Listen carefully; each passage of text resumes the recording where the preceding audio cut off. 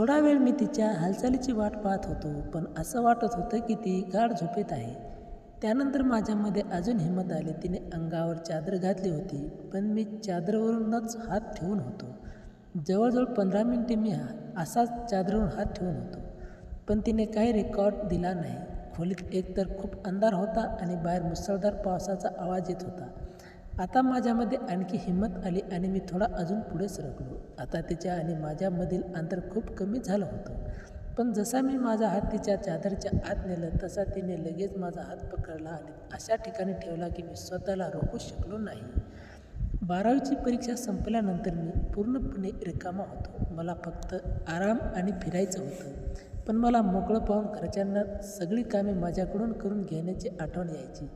कधी भाजी आणायला सांगायचे तर कधी दूध संपल्यावर सांगायचे, पण मी जसे विचार केला होता तसा काहीच होत नव्हतं.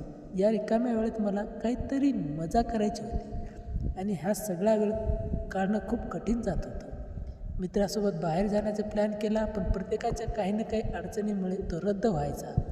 पण आई मला म्हणाली, एकदा तुझ्या मामीकडे जाऊन ये, तिला काही सामान पाठवायचं आहे आणि तुझी मामी तुला किती वेळ बोलावून थकली आहे, पण तू आहेस की जातच नाहीस. माझी मामी लखनौच्या एका छोट्या भागात राहत होती. मला तिथे जाणं कधीच आवडत नव्हतं, त्यामुळे मी गेल्या 3-4 वर्षापासून तिकडे गेलोच नव्हतो. तसा मी नकार देणार होतो, पण मग विचार केला की घरी बसण्यापेक्षा मामीच्या घरी जाऊन आलेलं बरं. तिथे माझा वेळही जाईल, नाहीतर घरी बसून माझ्या सगळ्या सुट्ट्या फुकट जातील. 2 दिवसांनंतर मी मामीच्या घराकडे निघालो. मामी मला बघून खूप खुश झाल्या. मामीची 2 मुले होती, एक मुलगी मोठी आणि मुलगा लहान. दोघे शाळेत गेले होते आणि मामा हे घरी नव्हते. मामीने सांगितले की मामाची दुसऱ्या शहरात बदली झाली आहे, त्यामुळे ते फक्त आठवड्यातून एकदाच घरी येतात. जेवण वगैरे झाल्यानंतर वेळ घालण्यासाठी मी गच्चीवर छतावर गेलो. बरीच मोकळी जागा होती आणि एका बाजूला 2 खोल्या होत्या, ज्यापैकी एक स्टोअर रूम होती आणि दुसऱ्या खोलीत अवस्था पाहून असं वाटत होते की ती कधीतरी झोपण्यासाठी वापरली जात असावी. गच्चीच्या भिंतीवरून आजूबाजूच्या परिसराचा आढावा घेतला, पण काही खास दिसलं नाही. मी खाली आलो आणि मामीसोबत गप्पा मारण्यास मग्न झालो. थोड्या वेळाने घराचा दरवाजा उघडला आणि शालेय गणवेशात स्कूल युनिफॉर्म एक गोरी सुंदर मुलगी घरात आली. ती पाहताच मला समजले की ही मामीची मुलगी आहे. जर तिला दुसऱ्या कुठल्या ठिकाणी पाहिलं असतं तर कदाचित ओळखसुद्धा झालं नसतं, कारण ती पूर्णपणे बदलली होती. रंग दुधासारखा पांढरा, चेहऱ्यावर कोणतेही डाग नाहीत आणि लांब काळे केस तिने वेणी घालून बांधलेली होती. तिने मला नमस्कार केला, ज्याला मी चांगला प्रतिसाद दिला, पण तिने माझ्याकडे फारसं लक्ष दिलंच नाही आणि आत खोलीत निघून गेली. कपडे बदलून आणि जेवण करून ती अभ्यासात बिझी झाली. मी तिच्याशी अभ्यासाची गोष्टी सुरू केल्या, पण ती माझ्या प्रश्नाची अगदी कोरडी आणि टाळटाळ करणारी उत्तरे देत होती. तिने मला सांगितलं की ती 9वीत शिकते आणि सध्या तिच्या शाळेत टेस्ट चालू आहेत.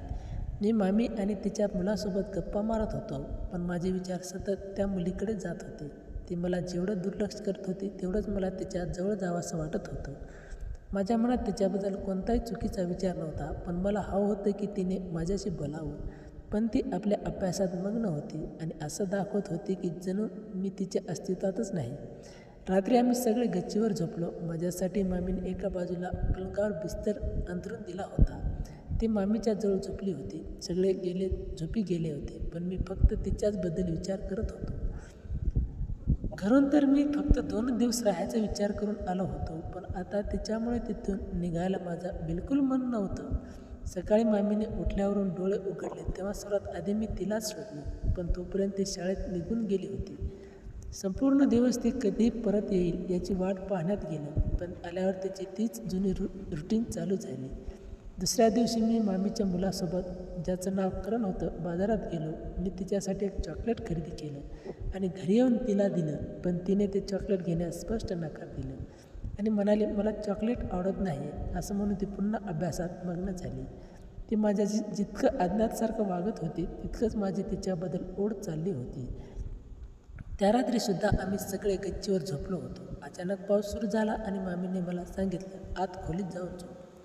लाईट नसल्यामुळे खोलीत खूप अंधार होता. मी सावकाश चाचपडत खोलीच्या एका कोपऱ्यात जाऊन झोपलो. मला झोप लागलीच. थोड्या वेळाने विजांच्या कडकडाटामुळे माझी झोप उडाली. मला जाणवत होतं की माझ्या बाजूला अजून कोणतरी झोपलेलं आहे. अजूनही लाईट आली नव्हती आणि खोलीत गडद अंधार होता. मला वाटलं कारण माझ्या बाजूला येऊन झोपला असेल तेवढ्यात आकाशात वीज चमकली आणि खोलीत थोडा प्रकाश पडला. मी पाहिलं तर मेरे बाजूला कारण नसून त्याची बहीण झोपलेली होती. माझा श्वास थांबला. तिला इतक्या जवळ झोपलेली पाहून मी माझे होश गमावून बसलो. मी बराच वेळ तसाच पडून राहिलो. थोड्या वेळाने मला वाटलं की हिला कसं उठवावं. मी झोपेत वळत असल्याचा बहाणा करून माझा हात लगेच तिच्या हातात ठेवला. जसा हात तिच्यात लागला तसाच माझ्या अंगात जणू काही करंटच संचारला. माझ्या या प्लॅननुसार ती जागी झाली आणि घाबरून उठून बसली. अंधारातच ती माझ्याकडे पाहून लागली. मी असा अभिनय करत होते की जणू मला गाढ झोप लागली आहे आणि जगाची काहीच खबर नाही. माझ्या हलक्या घोरण्यांच्या आवाजामुळे तिला वाटलं की ती चुकून माझ्या बाजूला झोपली आहे. ती पटदिशी उठली आणि पलंगाच्या दुसऱ्या बाजूला जाऊन झोपली. मी मनातल्या मनात स्वतःला कोसळू लागलो की तिला उठण्याची गरज काय होती. निदान मी माझ्या बाजूला तरी झोपली होती. दुसऱ्या दिवशी तिचं वागणं अगदी आधीसारखंच होतं. असं वाटत नव्हतं की काल रात्री काही घडलं. आज ती थोडा चिंतेत दिसत होती आणि नेहमीपेक्षा जास्त अभ्यासात बिझी होती. मी थोडी हिंमत करून तिला चिंतेचं कारण विचारलं. तेव्हा मामीनेच सांगितलं, उद्या तिचा मॅथचा पेपर आहे आणि ती मॅथमध्ये थोडी कच्ची आहे. मी लगेच म्हणाल, मामी तुम्ही काळजी करू नका, मी तयारी करून घेतो. हे ऐकून तिला काहीसा दिलासा मिळाला. मी उशिरापर्यंत तिच्यासोबत बसून मॅथची तयारी करून घेतली. या दरम्यान अनेकदा आमचे हात एकमेकांना लागले आणि दरवेळी अंगात शहार असल्यासारखं वाटलं. त्यानंतर ती माझ्याशी बऱ्याचपैकी मोकळेपणाने वागू लागली. दुसऱ्या दिवशी पेपर देऊन ती खूप खुश झाली. तिने मला सांगितले की पेपर खूप छान गेला आणि तिची परीक्षा संपली आहे. त्यानंतर तिने माझे आभार मानले आणि माझा हात हातात घेतला. तिचे मऊ आणि कोमल हात हातात घेताच मी स्वतःला भान विसरून गेलो. त्यानंतरचे 2 दिवस आम्ही खूप गप्पा मारल्या आणि पुन्हा एकदा रात्री पाऊस सुरू झाला. मामीने मला आत खोलीत जाऊन झोपायला सांगितलं. मी खोलीत दुसऱ्या बाजूला जाऊन झोपलो. थोड्या वेळाने माझे पुन्हा डोळे उघडले. खोलीत अंधार होता. तेवढ्यात वीज चमकली आणि त्या काही सेकंदात प्रकाशात मला दिसलं की माझ्या बाजूला पुन्हा ती झोपली आहे. मी पुन्हा थक्क झालो. थोडा वेळ तसेच राहिल्यानंतर मी माझा हात पुढे केला आणि तिच्या कंबरेवर ठेवला. थोडा वेळ तिच्या हालचालीची वाट पाहत राहिलो, पण ती गाढ झोपेत असल्यासारखी भासत होती. माझ्यामध्ये अजून हिंमत आली. तिने अंगावर चादर ओढली होती. चादरीवरूनच हात फिरवत होतो, पण जसा मी हात चादरच्या आत नेला तसा तिने ताबडतोब माझा हात घट्ट पकडला. माझा तो श्वासच रोखल्यासारखा झाला, पण मी तसाच पडून राहिलो. तिने माझा हात तिच्या हातात धरून ठेवला. तिने असं केल्यामुळे माझं संपूर्ण शरीर एक अजीबशी सनसनाटी पसरली आणि माझ्या हृदयाचे ठोके वाढले. थोड्या वेळाने तिने माझा हात सोडला आणि ती हळूच माझ्या कानात म्हणाली, मी बाजूच्या स्टोअर रूममध्ये जात आहे. थोड्या वेळाने तू तिथे ये. असं म्हणून ती उठली आणि आजूबाजूला बघून रूम बाहेर निघून गेली. तिचे हे बोलणे ऐकून मी माझे होश पूर्णपणे गमावून बसलो. जी मुलगी माझ्याशी नीट बोलत नव्हती ती आज मला रात्री एकटं भेटायला बोलावलं आहे. लाईट अजून आली नव्हती आणि मामी घोरत झोपली होती. मी हळूच उठलो आणि अंधारातच चाचपडत स्टोअर रूमच्या दिशेने निघालो.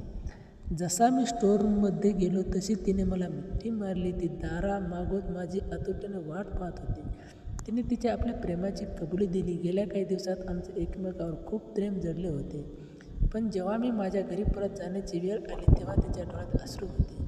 मी तिला जवळ घेत म्हणालो, असं कधीच समजू नकोस की मी तुझ्यासोबत फक्त टाईमपास केला आहे. मला तुझ्यावर खरोखर खूप प्रेम जडले आहे. मी घरी पोचताच आईवडिलांना लग्नासाठी तुझ्या घरी पाठवेन. हे ऐकून तिने लाजून आपली मान खाली घातली. मी तिचा अश्रू पुसले आणि घराकडे निघालो. घरी पोचल्यानंतर मी आईवडिलांना लग्नाबद्दल सांगितले. माझ्या आईवडिलांना कोणती अडचण नव्हती. मग मामीने होकार दिला आणि अशा प्रकारे आमचं लग्न झालं. तर मित्रांनो, जर तुम्हाला ही कथा आवडली असेल तर व्हिडिओला लाईक करा, शेअर करा आणि चॅनलला सबस्क्राईब करायला विसरू नका. धन्यवाद.